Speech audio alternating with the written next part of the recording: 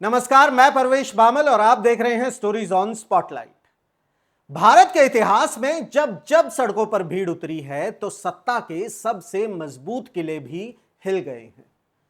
कभी यह भीड़ इमरजेंसी के खिलाफ थी, कभी भ्रष्टाचार के खिलाफ और कभी कभी खेत खलिहानों की रक्षा के लिए। आंदोलन यानी जनता की वो धड़कन जो लोकतंत्र को जिंदा रखती है। लेकिन अब सरकार पूछ रही है, क्या हर आंदोलन वाकई जनता की आवाज होता है या कहीं इसके पीछे कोई और ताकत छिपी होती है? और इसी सवाल से शुरू होती है आज की हमारी पड़ताल।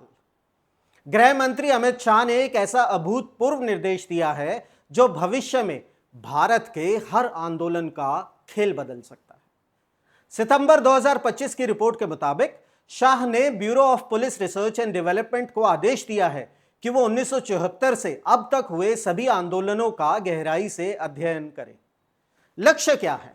एक स्टैंडर्ड ऑपरेटिंग प्रोसीजर बनाना, ताकि भविष्य में बड़े स्तर पर होने वाले आंदोलनों को रोका जा सके अगर उनमें छिपे एजेंडे या खतरनाक ताकतें शामिल हों। बीपीआरडी अब इन आंदोलनों के कारण, पैटर्न और नतीजे और सबसे अहम पर्दे के पीछे कौन था, सबका विश्लेषण करेगा। इसके लिए राज्यों की पुलिस और सीआईडी की पुरानी फाइलें भी खंगाली जाएंगी। यानी सवाल सिर्फ ये नहीं है कि आंदोलन कैसे हुआ, बल्कि यह भी है कि उनके पीछे छिपा चेहरा कौन था। इस जांच का सबसे संवेदनशील पहलू है पैसा, क्योंकि अक्सर सवाल उठता है कि बड़े आंदोलन चलाने के लिए फंडिंग कहां से आती है। इसलिए 3 अहम एजेंसियां जोड़ी गई है। पहली ईडी यानी एनफोर्समेंट डायरेक्टरेट, दूसरी FIUIND यानी फाइनेंशियल इंटेलिजेंस यूनिट और तीसरी CBDT central board of direct taxes. ये एजेंसियां देखेंगी कि फंडिंग कहीं एनजीओ, शेल कंपनी या किसी विदेशी नेटवर्क से तो नहीं आई। संदिग्ध फंडिंग को अब सीधा नेशनल सिक्योरिटी थ्रेट माना जाएगा।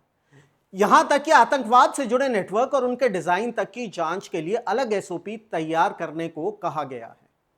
यानी आंदोलन सिर्फ प्रोटेस्ट नहीं बल्कि फाइनेंशियल ट्रेल का भी हिस्सा बनेंगे। अब बड़ा सवाल, 1974 ही क्यों? क्योंकि 1974 में शुरू हुआ जेपी आंदोलन सिर्फ छात्र आंदोलन नहीं था, उसने इमरजेंसी तक का रास्ता खोल दिया था। उस दौर से लेकर आज तक भारत में राजनीतिक अस्थिरता और कोएलिशन गवर्नमेंट्स का सिलसिला चलता रहा। सरकार मानती है कि इस तरीके के आंदोलनों ने आर्थिक विकास और स्थिरता को भी झटका दिया, और यह कदम ऐसे समय पर आया है जब पड़ोस के देश आंदोलनों से हिल चुके हैं। नेपाल में जेनजी प्रोटेस्ट से सरकार गिरा दी, श्रीलंका में आर्थिक संकट ने सड़कों को रणभूमि बना दिया, बांग्लादेश में भी विरोध ने सत्ता हिला दी। भारत नहीं चाहता कि यहां के आंदोलनों का हश्र भी ऐसा ही हो। इसलिए पंजाब में खालिस्तानी एक्सट्रीमिज्म पर भी खास ध्यान है। NIA, BSF और NCB को नए तरीके अपनाने को कहा गया है। यहां तक कि जेलों से नेटवर्क चलाने वाले अपराधियों को भी दूसरे राज्यों की जेलों में शिफ्ट करने की योजना है। लेकिन यहीं से बहस और गहरी हो जाती है। पूर्व IPS अधिकारी यशोवर्धन आजाद का कहना है कि हर आंदोलन अलग होता है और कोई एक SOP सब पर लागू नहीं हो सकता। और सबसे बड़ी चिंता है संवैधानिक अधिकारों की। भारत का संविधान नागरिकों को यह ताकत देता है। अनुच्छेद 19(1)(a) अभिव्यक्ति की स्वतंत्रता यानी freedom of speech and expression, अनुच्छेद 19(1)(b) शांतिपूर्ण एकत्र होने का अधिकार, राइट टू पीसफुल असेंबली यानी शांतिपूर्ण विरोध करना और अपनी बात रखना न सिर्फ लोकतांत्रिक परंपरा है बल्कि एक संवैधानिक सुरक्षा कवच भी है।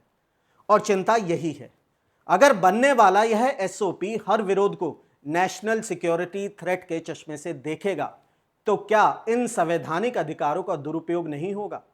इतिहास गवाह है कि जब जब इन अधिकारों की सीमाओं को तोड़ा गया है, परिणाम लोकतंत्र के बेहद कठिन रहे।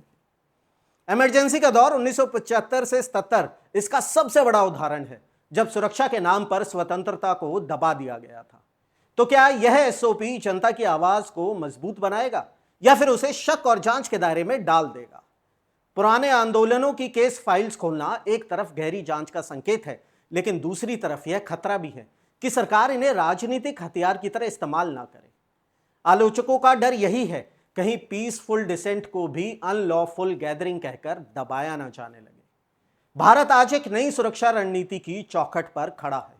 सरकार चाहती है कि विकास और स्थिरता को प्राथमिकता मिले, लेकिन लोकतंत्र की सुंदरता तो मतभेद की गुंजाइश में ही है।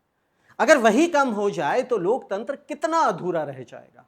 क्या हम एक ऐसे भारत की ओर बढ़ रहे हैं जहां पीसफुल प्रोटेस्ट भी वेस्टेड इंटरेस्ट्स के नाम पर दबा दिया जाएगा, या फिर हम एक ऐसा संतुलन बना पाएंगे जहां अनुच्छेद 19 की गारंटी यानी बोलने और शांतिपूर्वक इकट्ठा होने का हक सुरक्षित रहे और साथ ही देश की स्थिरता भी बनी रहे। लोकतंत्र की सबसे बड़ी पहचान यही है कि जनता सवाल पूछ सके, विरोध कर सके और अपनी बात रख सके। अगर यही आवाजें वेस्टेड इंटरेस्ट्स के नाम पर दबा दी जाएं, तो फिर लोकतंत्र और अधिनायकवाद के बीच की दूरी कितनी बची रह जाएगी। आपका क्या मानना है? यह एसओपी भारत की सुरक्षा के लिए जरूरी कवच है या लोकतंत्र की आत्मा को दबाने वाला एक और औजार? जय हिंद।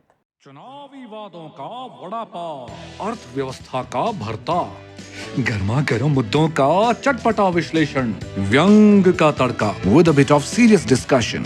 हर हफ्ते special episodes, stories on spotlight with Parvesh Pamil, only on Rapid Leaks YouTube channel.